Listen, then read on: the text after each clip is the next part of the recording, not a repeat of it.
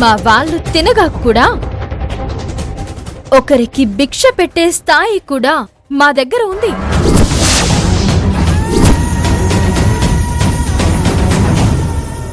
ఆస్తి మొత్తం లాక్కుని అడుక్కుతున్న పొజిషన్ కల్పించినా పొగరు మాత్రం తగ్గలేదు. కావేరి నాతోనే ఛాలెంజ్ చేసింది. సింహం గాండ్రింపులా నన్ను మాటలతోనే భయపెట్టేసింది. ఏంటి దాని ధైర్యం? ఏం చూసుకోనా తెగింపు దానికి?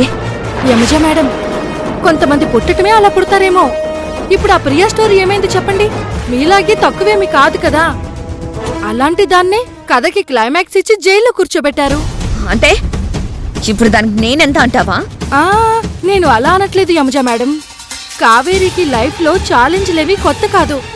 అలాంటి మొండి దాన్ని ఎదుర్కోవాలి అంటే మీరు చాలా తెలివిగా అటెన్షన్ గా ఉండాలి అంటున్నా.